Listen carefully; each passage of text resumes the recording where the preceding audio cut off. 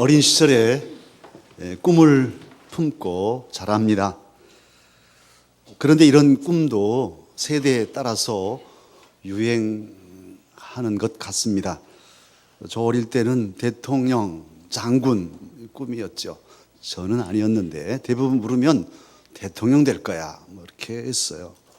나중에 판검사, 또 좀 시간이 지나면서 의사, 그리고 요즘에는 우리 어린이들이 연예인을 꿈꾸고 운동선수를 꿈꾸고 요리사도 꿈꾸는 것 같습니다. 점점 좀 변화되는 것 같아요. 사람들은 인생의 목표, 표대를 정하고 그걸 이루려고 애를 씁니다. 어떤 이들은 전체 모든 걸 다 버리고 집중해서 그 목표를 이루는 경우도 있습니다. 러시아의 천재 수학자 페렐만이라는 사람이 있는데, 이 페렐만은 수학자들이 정말 풀기 어려운 문제를 풀어냈습니다. 2000년에 미국 클레이 수학 연구소가 밀레니엄 문제를 제시했어요. 밀레니엄 시대에 수학계에서 풀어야 할 난제 7문제를 내고 그 문제를 푸는 사람, 각 문제 한 문제당 100만 불씩 상금을 걸었어요. 100만 불이면 우리나라 돈으로 아마 10억이 넘는 돈이에요. 수학 문제 하나 풀면 돈 벌어요. 그런데 아무도 못 풀었어요. 그러다가 이 푸엥카레 추측이라는 7문제 중에 한 문제를 페렐만이 풀어냈습니다. 그래서 2010년 3월 20일 클레이 연구소는 페렐만이 100만 달러 수상자로 선정 발표하고 수상식이 열렸는데, 정작 그 수상식에 페렐만은 나오지 않았습니다. 그리고 100만 달러도 거절했어요. 페렐만이 부자여서 그랬냐? 그렇지 않아요. 노모의 연금을 받아서 어머니랑 같이 가난한 살림을 하면서 살고 있었지만, 그는 그 돈을 받고 매스컴을 타고 또 여러 사람을 만나게 되면 연구에 몰두할 수 없으니까 외롭고 가난할지라도 수학 문제를 연구하는 이 일에 집중하기 위해서 모든 것을 거절했어요. 여러분 같으면 어떻게 하겠어요? 사랑하는 강서가족 여러분, 저와 여러분은 십자가에 달려 죽으신 예수님을 주인으로, 구원자로 믿는 그리스도인들입니다. 그런데 과연 오늘 이 시간 저와 여러분이 최대한 또 최고로 목표 삼고 달려가고 있는 그것은 무엇인가요? 여러분의 표대는 무엇입니까? 그리스도인으로서.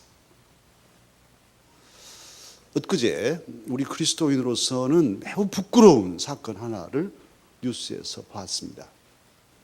물론 많지만 우리 한국 교회가 왜 이렇게 무너져 가는지 많지만, 그래도 아프게 자책하고 자성할 문제가 하나 있었어요. 엊그제 17일 날 분당 경찰서는 K교회의 피목사와 교인들 9명을 이렇게 구속 또는 불구속 입건했습니다. 피목사와 4명의 교인을 구속하고 5명을 불구속, 혐의는 사기 혐의로 그렇게 입건했습니다. 이 목사와 교인들은 자동차를 빌리고 고의로 사고를 내고 가드레일을 받은다든지 또는 천천히 가는 뒤에 추돌한다든지 해가지고 19차례 사고를 내서 보험금을 타냈는데 6,700만 원 보험금을 타냈어요. 안 잡혔으면 20번, 30번도 했겠죠.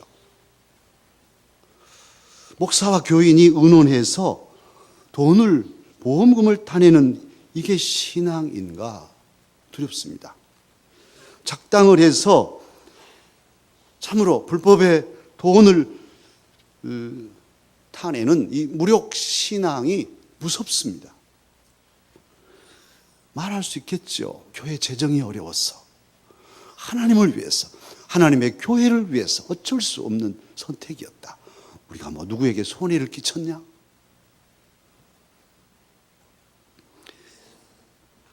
사랑하는 강사 여러분, 저는 여러분에게 가끔씩 물어요. 예수 믿는다는 게 무엇일까? 여러분, 예수 믿는다는 게 무엇일까요? 여러분은 왜 예수님을 믿으십니까?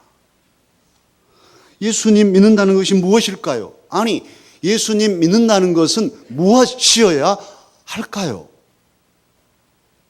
뭔가 근본, 기본 목표는 상실해버린 채 눈에 보이는 것, 또 당장 달콤한 것들, 무슨 업적, 무슨 일, 이런 것에 우리가 너무 치중해 있지는 않는지. 우리 한국 교회 많은 교회들이 부도가 났고 나고 있습니다. 우리 가까운 우리 시찰 안에도 부도 난 교회가 있습니다. 지나치게 대형화를 추구하다가 나중에 자금이 딸려서 부도가 납니다. 그러면 그 교회 성도들은 피폐해지는 거예요. 다 보증이 걸려 있고 누구도 책임져 줄 수 없는, 하나님만 책임지는 이런 상태에서 피폐함을 겪고 있어요. 또 부도나면 건설업자, 특히 하청받은 그 하청업자들의 노동자들은 어떻습니까? 임금을 받을 수 없어요. 그러면 더 고통스럽습니다. 이런 아픔을 교회가 주고도 책임지는 사람이 없어요. 책임지는 사람이 없어요. 하나님만 욕 드십니다. 오늘 참으로 이 시대에 이런 한국 교회의 우리 강서 가족들에게 우리 주님께서는 바울 사도님을 통해서 그의 삶을 우리에게 보여주시면서 과연 그리스도인들의 삶의 표대, 삶의 목표점이 무엇이어야 할까를 가르쳐주고 있습니다. 예수님을 믿기 전에 바울 사도는 이름이 사울이었는데요, 소위 세상 기준으로 성공한 사람이었습니다. 그는 모두가 부러워할 그런 자격을 갖췄어요. 그런데 그런 그가 웬일인지 예수님을 믿고는, 예수님을 알고부터는 그 모든 것을 버린 거예요. 아니, 왜 버렸을까요? 하나만 버린 게 아니라 통째로 버렸어요. 다 버렸어요. 그가 버린 것, 그 육체적인 우월함을 버렸는데요, 당시에 그 이스라엘 나라에서 바울 사도는 유태인 중에 유태인, 히브리인 중에 히브리인이라 오늘 고백하고 있죠. 이스라엘 역사의 초대 왕이 사울인데 그 사울의 가문이 베냐민 가문이에요.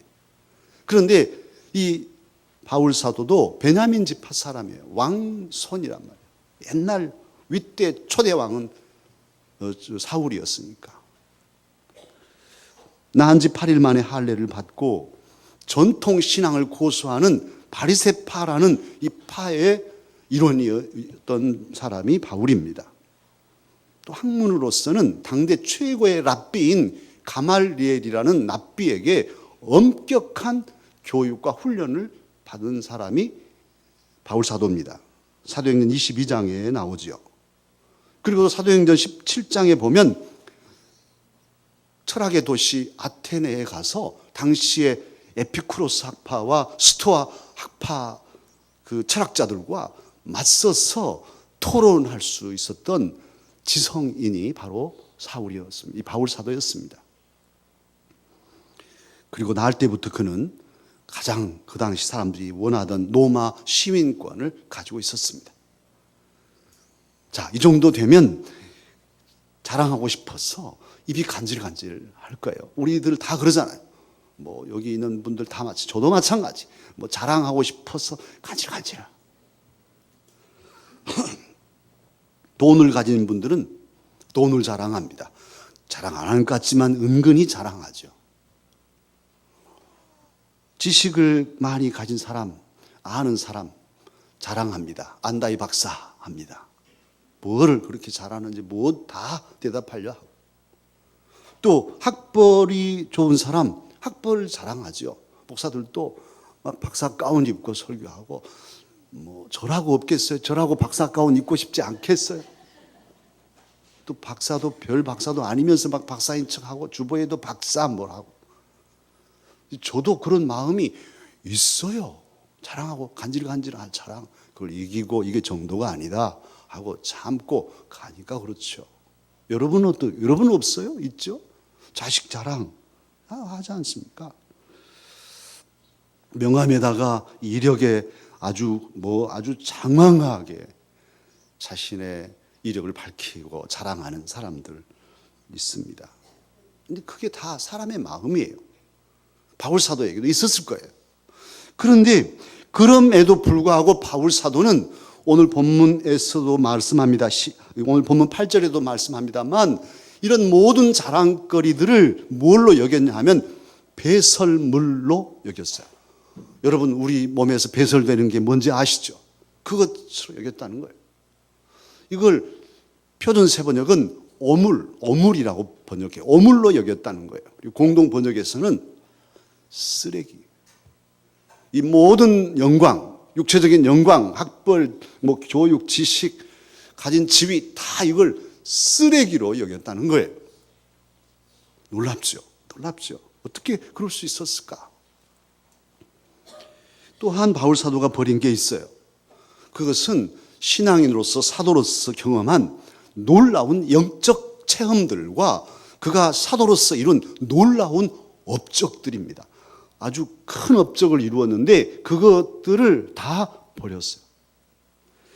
사도가 어떤 업적을 이루었냐 하면 그의 영성은 고린도후서 12장에 보면 셋째 하늘, 그러니까 천국에 갔다 왔다고 기록하고 있어요. 거기서 신비한 말씀, 계시를 받고 신령한 것들을 보고 왔어요.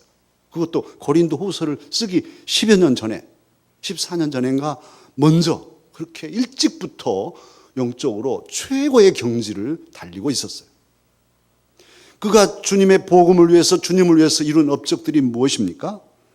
그는 예수님 때문에 고린도후서 11장에 나옵니다마는 옥에 갇히기를 여러 번 하고 매를 수없이 맞고 배가 파선하기를 3번이나 파선하고 못 자고 못 먹고 못 입고 복음을 전하기 위해서 애쓰며 처처에 교회들을 세웠습니다. 유명한 도시들마다 바울 사도가 교회를 세웠어요. 사도에게는 능력이 있었습니다. 병자들을 고쳤죠. 귀신들을 몰아냈죠. 그런데 심지어는 사도행전 19장에 보면 바울 사도의 손수건을 살짝 가져다가 아픈 사람에게 얹으면 병자가 고쳐졌어요. 그리고 그 손수건 갖다가 귀신 들린 사람에게 얹으면 귀신이 떠나갔어요. 바울 사도가 안 하고 바울 사도가 땀 닦고 코 닦은 그 손수건 갖다가 해도 그런 능력이 나타났어요. 만약 오늘 이런 분이 우리 서울에 있다 하면 글쎄 이 예배 시간에 여러분 여기 안 있고 거기 가 있을걸요? 많은 분들이 우와 거기는 손수건만 얹어도 병이 고치고 귀신이 나간다네? 다 거기 간 분들이 많을 거지요? 안 갈 거예요? 안 가실 겁니까? 우리 강서 가족은 안 가야죠. 그거 보고 가셔야 되겠습니다. 1000사람이 우르르, 10,000사람이 우르르 달려다녀도 중심 잡고 가자고요. 그게 중요한 게 아니니까. 뭐 귀신이 쫓겨나고 병자가 고쳐지고 죽은 사람이 살아나 그게 중요한 게 아니니까. 그런 것들에게 몰두하고 그걸 자랑하는 신앙은 사도의 신앙이 아닌 거예요. 사도는 이 모든 능력, 이 모든 것들을 버린 거예요. 만약 오늘날 바울 사도 같은 분이 있다면 텔레비전에 뭐 인터뷰하고 선전하고 사람들이 막 몰려오고 헌금이 쌓이면 또 막 수백억 들여서 예배당 짓겠죠. 아주 크게 그리고 아주 자랑하겠죠. 또 사람들은 할렐루야 하면서 거기에 모여들겠죠. 벌떼처럼 불나방처럼. 그러나 바울 사도님은 자신의 그런 업적과 능력을 자랑하지 않습니다. 나는 만삭되지 못해 난 자 같은 사람이다. 지극히 작은 사도 중에 지극히 작은 자. 나는 폭행자다. 죄인 중에 괴수다. 그렇게 자신을 고백했어요. 많은 교회를 세웠지만 바울 사도님 어느 한 교회도 이건 내 것 그렇게 마음 잡수신 적이 없어요. 놀라운 은사와 업적과 수고와 공로가 있었지만 오늘 바울 사도님 뭐라고 말합니까? 13절에 보면 뒤에 있는 것, 내가 지금까지 이룬 모든 업적과 행한 모든 경험과 모든 은혜들을 다 잊어버리고, 뒤에 있는 것은 잊어버리고, 이 잊어버리고의 헬라어의 의미는 뭐냐면 소홀히 여기고 무관심하고 그런 뜻이에요. 그건 관심조차 기울이지 않고 그건 아주 하찮은 것으로 생각하고 앞에 있는 표대를 향해서 나는 달려간다, 그렇게 말씀하고 있어요. 오히려 12절로 13절에 보면 바울 사도님은 표대를 정해 달려간 이유가 내가 지금 얻어야 할 것을 아직 얻지 못하였기 때문에, 이루어야 할 것을 아직 이루지 못한 자이기에, 잡아야 할 것을 아직도 못 잡고 있는 미완성자이기에 나는 표대를 정하고 달려간다, 그렇게 말하고 있습니다. 그렇다면 바울 사도님의 표대, 그 목표, 인생의 표대는 무엇일까요? 놀라운 업적에도 불구하고 신비한 체험에도 불구하고 그가 아직도 못 이루고 못 다다른 그 표대는 무엇일까요? 오늘 본문에 그게 나와 있어요. 본문을 잘 살피면 사도가 먼저 추구한 목표는 뭐냐 하면 그리스도를 알기를 원하는 것이었어요. 그가 바라는 바가 간절한 게 있는데 그리스도를 더 알기 원하네. 그래서 그리스도를 아는데 방해가 되는 그 모든 것들을 배설물로 여긴다 하고, 왜냐하면 그리스도를 아는 지식이 가장 고상하고 고귀하기 때문이라 오늘 본문에 말씀하고 있습니다. 세상 사람들은 정보를 많이 알기를 원하죠. 그걸 또 자랑하고 여러 가지, 요즘에 스마트폰이 있어서 심지어는 예배 시간에도 그냥 그것까지 정보 검색하고 이런 보고 이런 분도 있어요. 집중해야 됩니다. 그 세상 지식, 잡다한 지식보다도 예수님 알기 원하네. 내가 정말 지금 알고 있는 예수님보다 더 깊이 나의 주님을 알고, 주님의 뜻을 알고, 주님의 성품과 그 은혜와 사랑을 알고 주님을 섬기기를 원해서 주님 예수 더 알기 원하네 하는 이 간절한 갈망이 사람들에게 사라져가고 있어요. 어때요? 우리 강사가족들은 어떠십니까? 지금 예배드리는 이 시간도 그래요. 나도 주님 더 알기 원합니다. 어제보다 오늘보다 내일 한 발짝이라도, 아니 한 발짝 아니면 반 발짝이라도 주께 더 가까이 나아가기 원합니다 하는 그 간절한 열망이 저와 여러분에게 있어야 돼요. 이게 구도자지요. 그게 건강한 신앙인이고요. 다 아직 이루지 못했다고 많은 경험을 했지만 신령한 은혜와 다른 성도들에 비하면 내가 영적으로 출중하지만 그럼에도 불구하고 나는 아직 이루지 못하고, 나는 아직 얻지 못하고, 나는 아직 잡지 못한 자로서 주님 더 알기 원합니다. 그렇게 나아가는 바울 사도, 그의 표대는 바로 그것이었어요. 예수님을 알면 우리의 생각이 바뀌고 우리의 마음이 변화됩니다. 우리의 삶이 새로워질 수 있어요. 주를 알수록 주 안에서 참 평안과 생명을 누릴 수 있습니다. 또한 바울 사도님은 오늘 본문에 무엇을 표대에 삼냐 하면 그리스도를 알되 그냥 이론으로 그치지 않고, 잘 읽어보시면 예수 그리스도의 고난에 동참하고 예수님과 함께 죽고, 그리고 또한 다시 사신 예수님과 함께 살아서 부활의 능력을 경험하기를 원하고 있어요. 이걸 아직 못 이뤘다는 거예요. 그러니까 예수님의 전 사역에 정말 십자가 하늘 보좌를 버리시고 이 낮은 곳에 오시고, 그리고 고난 당하시고 수치와 고난을 겪고 죽으시고, 그리고 다시금 3일 만에 부활하신 이 전 예수님의 복음 사역을 온 몸으로 친히 경험하기를 바울 사도는 원하고 계셨어요. 바울 사도님 위대한 사도잖아요. 우리 교회사의 큰 거봉, 누구도 뛰어넘을 수 없는 거봉이에요. 그런데 그가 어떤 목표를 정해놓고 나는 평생 성경을 13권 쓸 거야. 그리고 교회는 한 50개 교회를 개척할까? 무슨 정해놓고 사역하지 않았어요. 그런 적이 없어요. 바울 사도님의 간절한 것은 사나 죽으나 나는 주님 것이다. 어떻게 하면 주님 같이 죽고 주님 같이 살까? 어떻게 하면 주님의 마음으로 살아갈까? 그래, 주님의 마음이 저 죽어가는 영혼들에게 있으니 나도 주님의 복음을 전해야지. 그래, 복음을 전한 것이고, 주님의 마음께서 성령을 통해서 마게도냐로 오라고 부르시니 그곳에 가서 복음을 전해서 교회를 세운 것이고, 자기 계획을 가지고 자기 목표 지향적으로 살지 않았어요. 말하자면 업적 중심의 삶이 아니라 영적 중심의 삶, 영성의 삶을 추구했던 거예요. 그렇게 해서 예수님과 함께 죽고 살고자 애를 쓰다 보니까 교회도 많이 개척하게 되고 성경도 13권이나 쓰게 되고 놀라운 기적을 행하게 되었던 거예요.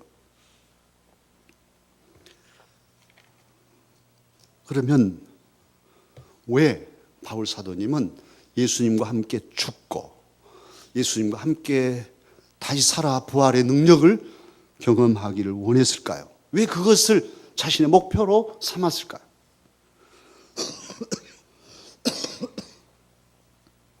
바울 사도께서 그렇게 예수님과 함께 죽고 사는 일을 표대로 정하신 이유가 9절에 있습니다. 9절 첫들머리에 보면 뭐라고 말씀하냐면 그 안에서 무엇하려 함이니? 발견되려 함이니, 그렇게 말씀하고 있어요. 당신이 모든 걸 배설물처럼 버리고 또 뒤에서는 표대를 정하고 뒤에 것 잊어버리고 달려가는데 무엇 때문이냐? 그 안에서 발견되려 합니다. 이 구절을 공동번역은 뭐라고 번역하냐 하면 그리스도와 하나가 되려는 것입니다. 이렇게 되어 있어요. 사도는 그리스도와 함께 죽고 함께 사는 삶으로써 그리스도와 온전히 하나 되기를 바랬던 거예요. 다시 말하면 예수님 닮은 사람이 되기를 원했던 겁니다. 예수님은 하늘 보좌의 영광을 다 버리시고 세상에나 그 하늘 찬란한 천국의 영광을 다 포기하시고 세상에 오셨어요. 그래서 십자가에 달려 피 흘려 죽으심으로써 저와 여러분의 모든 죄를 사해 주셨습니다. 그분이 다시 죽음의 권세를 깨뜨리시고 다시 사셔서 저와 여러분에게 영원한 생명을 보장해 주셨어요. 할렐루야. 놀라운 은혜지요. 이렇게 죽고 사신 예수님이신데 바울 사도님은 바로 위대한 선교 역사와 업적에도 불구하고 그건 다 뒤에 소홀히 여기고 무관심하고 오로지 예수님과 함께 죽고 다시 살아서 이 복음의 능력을 증거하고 복음의 능력을 경험하고 복음의 능력 안에서 예수님 닮은 인격과 영성을 지닌 사람이 되고자 했던 거예요. 이게 자신의 최대 목표, 인생 최후의 목표였습니다. 그러면 바울 사도는 바보일까요? 바울 사도는 멍텅구리일까요? 그렇지 않아요. 만약 사도가 바보라면 십자가에 달려 죽으신 하늘 보좌도 버리신 예수님은 더 바보이시죠. 그런데 이 바보 예수께서 바울 사도를 오늘 저와 여러분에게 삶의 모델로 제시하고 있어요. 인생의 목표를 정할 때는 바로 사도를 참고해라. 강서 가족들아. 그렇게 말씀하신 거죠. 예수 닮는 것. 예수 닮는 것. 사랑하는 강사 여러분, 예수 그리스도는 저와 여러분을 위해서 죽으셨는데 왜 우리는 집착할까요? 하늘 보좌도 버리고 내려오셔서 우리를 위해서 생명도 주셨는데 왜 우리는 이 세상 영광에 집착하고 이것 아니면 죽을 것 같아서 발발거리고 이 시간에도 이 자리에 나오지 못하고 세상 것 얻으려고 달려다닐까요? 정말 절박해서 그렇게 가신 분들은 어쩔 수 없다 하지만 넉넉하게 여유가 있음에도 불구하고 더 큰 아파트, 더 큰 어떤 더 큰 삶을 위해서 더 많은 것 얻으려고 막 집착하는 이런 사람이 있다면 얼마나 안타까워요. 바울 사도는 이 세상의 영광과 이 세상의 모든 지위, 그런 모든 것들을 폐설물로, 어물로, 쓰레기로 취급하고 다 잊어버리고 무관심하며 살았는데, 오직 예수님 닮기만을 원했는데 왜 저와 여러분은 움켜쥐고 발발 떨고 벌벌 떠는 이런 삶을 사는 것일까요? 우리 한국 교회는 역사는 짧지만 순교의 피 흘림이 짙은 교회고, 우리 선배들의 신앙인 중에는 정말 세계 교회사에 내놓아도 부끄럽지 않을 훌륭한 선배들이 있어요. 지금 우리 후손들이 망가뜨려서 그렇지 정말로 훌륭한 선배들이 있습니다. 그 중에 우리 한국 영성계에 참으로 꼽을 만한 분들이 있는데 우리가 이름은 잘 몰라요. 잘 소개가 안 됐어. 맨발의 성자 이현필 씨가 있고, 그 맨발의 성자의 스승이 이 세종이라는 호세아로 불리는 이세종 씨는 그래요. 뭐 하여튼 아내가 다른 남자에게 가서 이렇게 다시 사와서 아내로 받아들이는 그런 호세아 같은 성자인데, 이 세종 귀한 선배 신앙인이 40살 때까지 머슴살이에서 번 돈을 가지고 고리 돈놀이를 해서 논밭을 많이 거두었어요. 그래서 부자가 됐어요. 일제시대에는 장리 이자가 있었어요. 저 어릴 때도 조금 하다가 없어진 것 같아요. 제 어릴 때도 저도 봤던 것 같아요. 봄에 춘궁기에 쌀 1가마니를 빌려가면 가을에 쌀 2가마니로 갚은 거예요. 그러니까 자식들은 굶어 죽게 생겼고, 뭐 어떻게 아빠 밥 줘 하는데 어떻게 부잣집 가서 쌀 1가마니만 빌려주세요. 가을에 2가마니로 갚을게요. 빌려갔는데 가을이 되면은 밥 갚을 게 있어야지. 없어요. 없으면 내년에 그러면 4가마니, 이제 배로 불어나는 거예요. 2가마니가 4가마니, 4가마니가 한 해만 더 지나도 8가마니, 8가마니가 16가마니, 16가마니, 그 다음에는 32가마니. 이게 막 배로 불어나니까 결국 논밭 다 갖다 바치게 되는 이런 일인데, 이세종 씨가 이래서 돈을 벌었어요. 밭, 논 다 끌어왔어요. 그런데 40살에 예수님을 믿게 됐습니다. 예수님 믿고 하나님 말씀에 집중해서 연구하는데, 얼마나 집중했냐면 연구하다가 다른 사람이 집에 인사하러 손님이 오잖아요. 그래도 연구 끝날 때까지 인사도 안 해요. 다 끝나면 오셨습니까? 하고 인사하고 그렇게 교제할 정도로 말씀에 집중했어요. 그리고 전도하라고 했기 때문에 막 전도하러 다녔어요. 어느 집은 집신이 3컬레가 다루어지도록 그렇게 닳도록 다녔는데도 열매가 없어요. 가만히 점검해 보니까 욕심을 아직 버리지 못했던 거예요. 그래서 이세종 돌아와서 남의 빼앗았던 더 빼앗은 게 아니라 다 이렇게 더 주고 받았던 것이죠, 이자로. 그런데 그 집문서, 논문서, 반문서 집집마다 찾아다니면서 다 돌려줬어요. 그리고 돈 빌려준 이 서류를, 그 증서를 다 불태우고, 여러분 빚 다 탕감합니다. 다 탕감해주고, 그리고 또 남은 재산을 다 가난한 사람들에게 나눠줬어요. 그리고 두 부부가 산속으로 들어가서 쑥해서 밀가루로 죽 써서 먹고 살았어요. 이세종 나중에 어느 정도 영적인 상태까지 갔냐 하면, 지나다니다 개미를 딱 밟아서 죽였는데 개미가 죽었어. 그러면 서서 눈물을 주르르 흘리고 개미 죽은 것에 대해서 아파하며 생명을 사랑하는 마음으로 울고 있었대요. 이런 성자들이 우리 한국 교회사에 있습니다. 우리는 거기에 미치지 못하죠. 또 그렇게 살기가 쉽지 않죠. 그러나 사랑하는 강서가족 여러분, 우리가 예수님을 믿는 사람으로서 하늘 보좌도 버리시고 십자가에 달려 죽기까지 우리를 사랑하신 예수님을 주님으로 믿는 그리스도인으로서 과연 저와 여러분의 인생의 목표, 표대, 최대 목표는 무엇입니까? 열심히 사업을 하고 자녀를 기르지만은 그것을 넘어선 최대 목표가 있어야 되지 않겠어요? 오늘 바울 사도는 그것이 바로 그리스도인됨, 예수님 닮은 하나님의 사람 되는 것이 목표였어요. 무엇을 많이 하고 이루는 것보다도 그리스도인다운 그리스도인이 되는 이것마저도 저와 여러분의 벅찬 목표입니다. 무엇을 할 것인가에 앞서서 그리스도인 되기를 힘쓰십시다.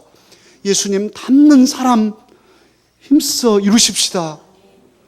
바울 사도가 바라보고 간 표대, 예수님을 알고 예수님 닮으려고 했던 그 귀한 표대를 저와 여러분도 바라보고 힘들지만은 최선을 다해서 주님 닮아 살아가십시다.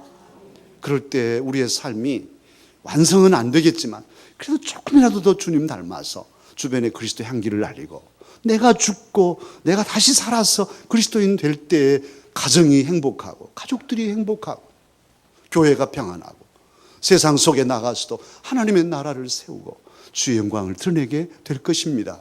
그리고 그러한 예수 닮은 그리스도인들은 언젠가 주님 나라에 갔을 때 주님 배울 때 잘했다, 착하고 충성된 종이라 칭찬받게 될 것입니다. 기도하겠습니다.